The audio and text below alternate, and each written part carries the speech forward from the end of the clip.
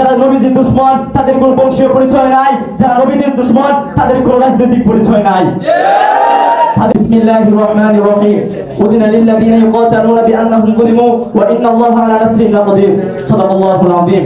قال رسول الله صلى الله عليه وسلم الهجرة تهدم ما كان قبله أو كما قال عليه الصلاة والسلام।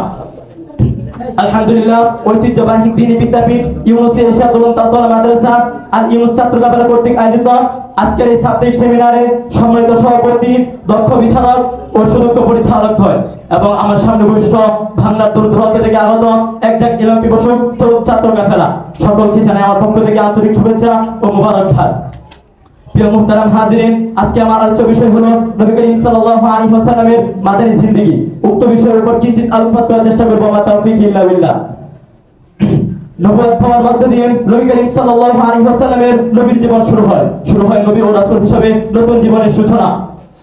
নবুয়ত পাওয়ার পর নবী করিম সাল্লাল্লাহু আলাইহি ওয়াসাল্লাম দীর্ঘ 13টি বছর মক্কার এমন কোন লোক সমাগম বাকি রাখেন নাই যেখানে ইসলামের দাওয়াত পৌঁছে দেয়নি। কিন্তু মক্কার কাফেররা সে দাওয়াত গ্রহণ করেনি, তার পরিবর্তে করেছে জুলুম ও অত্যাচার। তখন আল্লাহ তাআলার আদেশে নবী করিম সাল্লাল্লাহু আলাইহি ওয়াসাল্লাম মদিনায় হিজরত করেন। যখন মদিনায় হিজরত করেন তখন থেকে হিজরি সনের গণনা শুরু হয়। তাই আমি হিজরি সন সামনে রেখে নবী করিম সাল্লাল্লাহু আলাইহি ওয়াসাল্লামের মাদানী জিন্দেগি তুলে ধরব ইনশাআল্লাহ। প্রথম হিজরিতে নবী করিম সাল্লাল্লাহু আলাইহি ওয়াসাল্লাম মসজিদ নববী নির্মাণ করেন। দ্বিতীয় হিজরিতে নবী করিম সাল্লাল্লাহু আলাইহি ওয়াসাল্লামের বদর যুদ্ধ সংঘটিত হয়।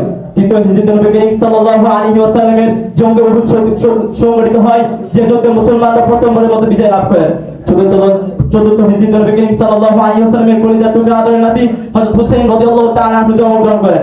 পঞ্চম হিজরিতে নবী করিম সাল্লাল্লাহু আলাইহি ওয়াসাল্লাম গজওয়ে আহজাব সংঘটিত হয়। ষষ্ঠম হিজরিতে নবী করিম সাল্লাল্লাহু আলাইহি ওয়াসাল্লামের নিকট হযরত খালিদ বিন ওয়ালিদ রাদিয়াল্লাহু তাআলা আনহু এবং আমর বিন আস রাদিয়াল্লাহু তাআলা আনহু ইসলাম ধর্ম গ্রহণ করেছিল বছরের উল্লেখযোগ্য ঘটনা। সপ্তম হিজরিতে নবী করিম সাল্লাল্লাহু আলাইহি ওয়াসাল্লাম হিংস্র জীবজন্তু, ধাঁধা, কচ্ছপ ইত্যাদিকে খাওয়া হারাম সাব্যস্ত করেছিলেন। অষ্টম হিজরিতে নবী করিম সাল্লাল্লাহু আলাইহি ওয়াসাল্লাম প্রিয় মাতৃভূমি মক্কায় গমন করেন। সেখানে মক্কা বিজয় করেন এবং মক্কার যতগুলো মূর্তি ছিল সবগুলোকে ভেঙে খুঁড়িয়ে দিয়েছিলেন। নবম হিজরিতে নবী করিম সাল্লাল্লাহু আলাইহি ওয়াসাল্লাম এর নিকট হযরত হাতিম রাদিয়াল্লাহু তাআলা আনহু বনু আসাদ বনু খাজার ঘুরতে ইসলামের দাওয়াত ছড়িয়ে পড়ে। দশম হিজরিতে নবী করিম সাল্লাল্লাহু আলাইহি ওয়াসাল্লামের বিদায় হজ অনুষ্ঠিত হয় এবং এই বছরে কুরআনে কারীমের সর্বশেষ সূরা নাসর নাযিল হয়।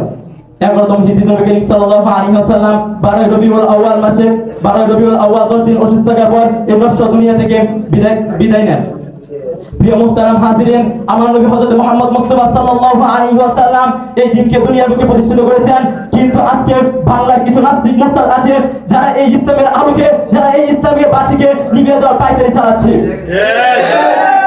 তাদেরকে স্পষ্ট ভাষায় বলে দিতে চাই, তারা নবীজির দুশমন। যারা নবীজির দুশমন তাদের কোনো ধর্মীয় পরিচয় নাই, যারা নবীজির দুশমন তাদের কোনো বংশীয় পরিচয় নাই, যারা নবীজির দুশমন তাদের কোনো রাজনৈতিক পরিচয় নাই। তাদের পরিচয় শুধু একটাই, তারা মানবতার দুশমন, তারা বিশ্ব সভ্যতার দুশমন, তারা আল্লাহ ও আল্লাহর নবীর দুশমন, তারা আমাদের মুসলিম উম্মার দুশমন, তারা আমাদের জানের দুশমন।